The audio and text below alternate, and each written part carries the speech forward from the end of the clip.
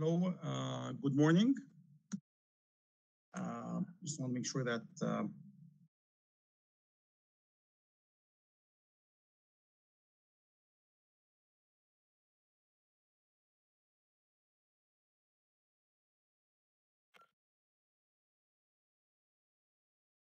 good morning. I just need to share the slides. Please, can Eduniversal help me with that, please?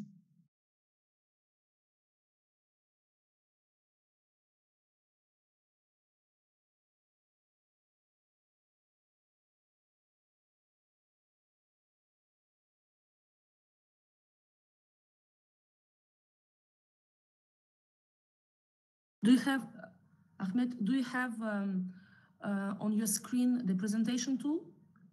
No, actually, it's not. I can just see my my camera. It should be uploaded. I uploaded it before, so Yes. it should have been prepared, be ready. You want me to upload it again? Yeah, Yes. it's better to upload it, disappeared, somebody took it away. Okay, I'll do that.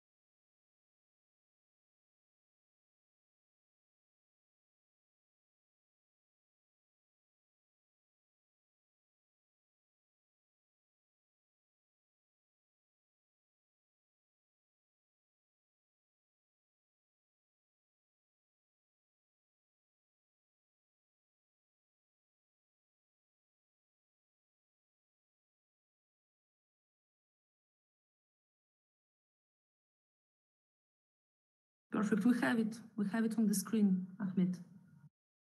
Perfect. Thank you very much. I do apologize for that delay. So, good morning, everyone.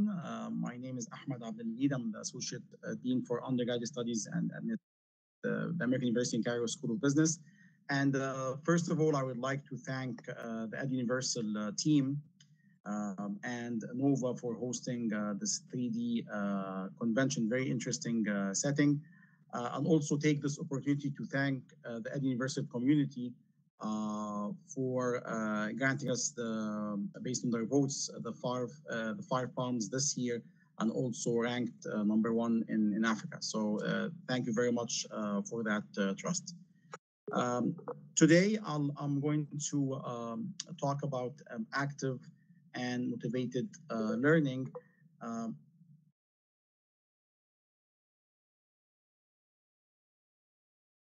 So basically, what we mean by active learning is the student being the center of the learning process and focusing on the how, the methodology, and not just the what, and not just what we are teaching.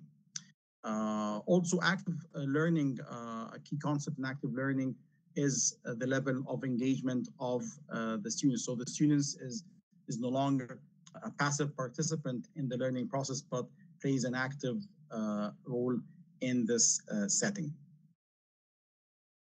So as I introduce the day, it is very important just to set these parameters. So the first important thing here is the value proposition of teaching and learning that we always discuss and think about in our respective schools of business. And as educators, we all of us went through this through these um, conditions and these events in our classroom where a student, you can feel that the student basically might be bored, is not focused, questioning why are we learning this material, and basically that there's many other substitutes for this learning process. I can go online, for example, on YouTube, and find what the teacher is saying. So it's very important that we have a clear value proposition, and that to signal to our students that we are offering something of value, and it is just not passive learning in the classroom.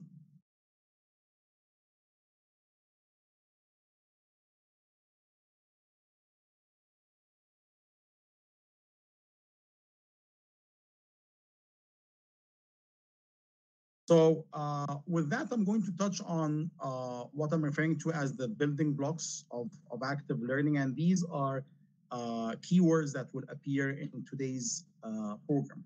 So I'll talk a little bit on teaching and learning modalities and the different means of delivering material in the classroom and outside the classroom. Relevance is really important in this context.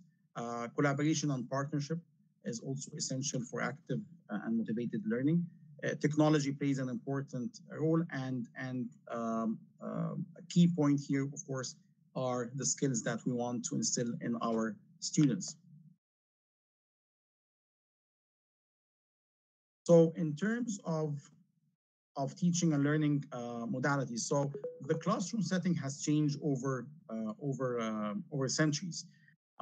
From just being a one-way communication between an expert in the subject matter and passive learners to more advanced settings. So currently, with the current conditions and structures, definitely we need new teachers for new students. The student structure has changed, their needs have changed, their learning abilities has changed, and therefore we as educators must adapt to these changing. Also reimagining the classroom setting itself, and I'm talking between the physical setting, the architecture of the classroom, the layout of the classroom, and of course within the current events, everything is online. I mean, way that we're delivering this conference is a great testament to this change. So rethinking the settings that have been there for hundreds of years, now is the time actually to revisit this.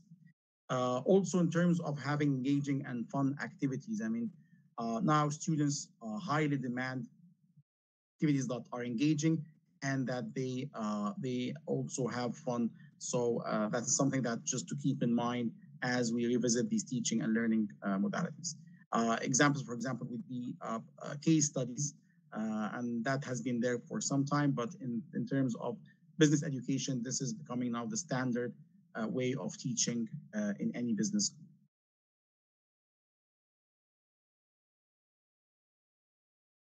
In terms of relevance, we cannot have a disconnect between what we teach at schools and the market and society. We need to have real world content. Everything that we deliver at business schools actually is real. There's nothing abstract, there's nothing quote unquote theoretical about what we teach. Everything has to be real world, and we have to signal that to our students. The second thing, that schools have to be agile and responsive to change in terms of changing their curricula and programs. Of course, the market definitely will always beat schools in terms of changes.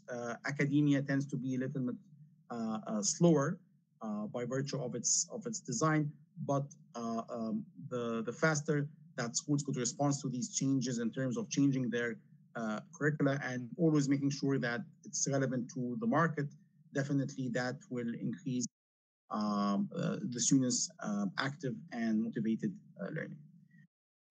Also continuous conversations between the schools and the market. There's always this constant feedback between both the schools and the market in terms of what is needed to be taught in the classroom. Once we have this relevant dimension, definitely that is more conducive.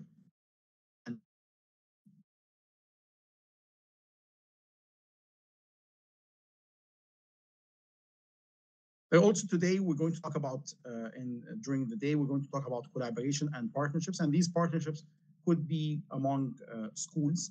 So looking at joint programs, for example, or between schools and industry, partnership between the academic side of the school and the practitioner side of companies,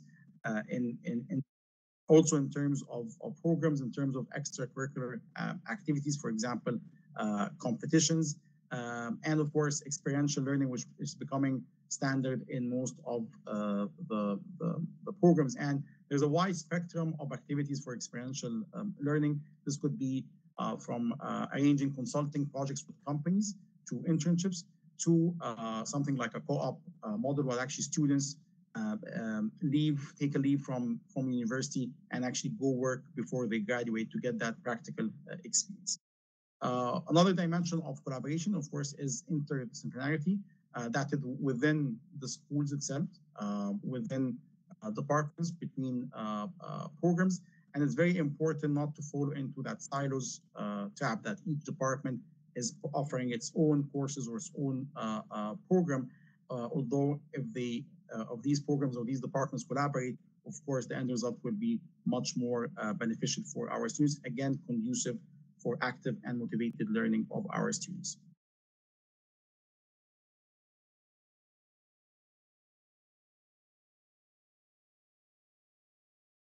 Technology is another dimension of active and motivated learning. So things like gamification and simulation, very appealing for our students. Internationalization is now a click away. I mean, a couple of months ago, if you wanted to organize an international event or set up an international program or international course, that involves heavy logistics. Now it's a screen. You can actually invite students from other schools worldwide. You can invite faculty. You can set up a wide range of activities through technology. The rise of the webinars are now, as we can all agree, that the number of webinars being offered right now is tremendous. I expect that this will continue in the foreseeable future because it's a very low cost to offer webinars and also facilitated by technology that is very doable. And AI, we're going to talk today also about AI. And definitely AI has to be embraced by schools in different capacities. Is the future artificial intelligence.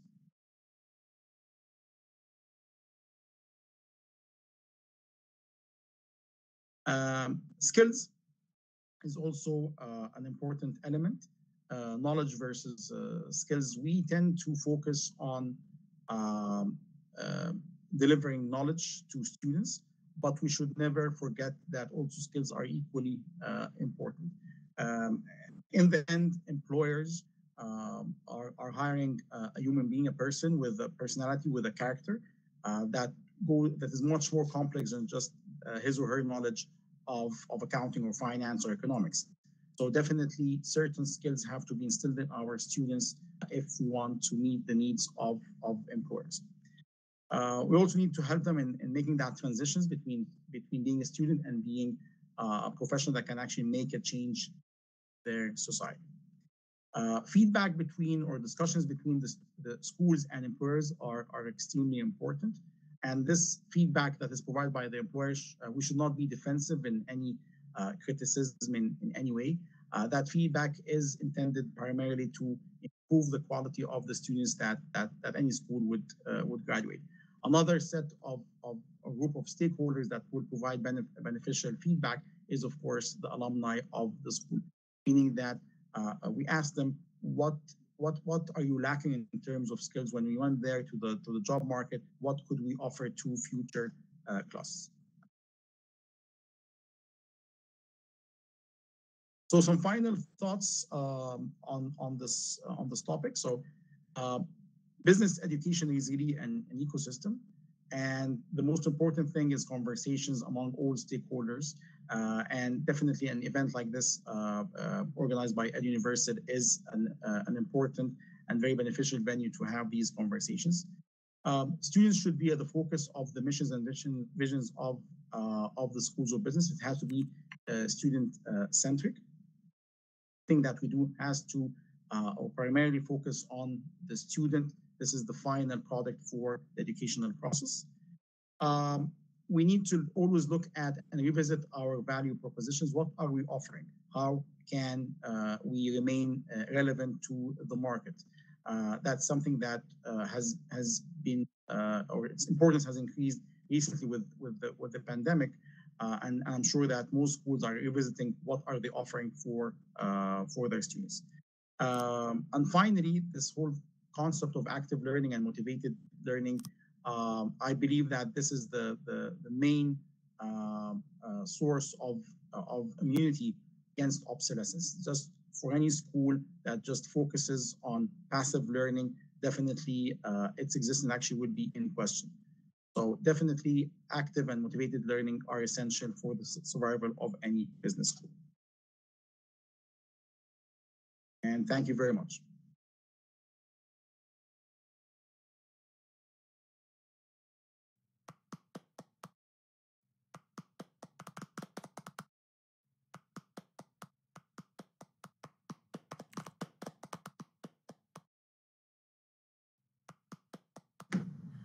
Thank you very much for this interesting introduction, dear Ahmed. Thank you very much. Thank you.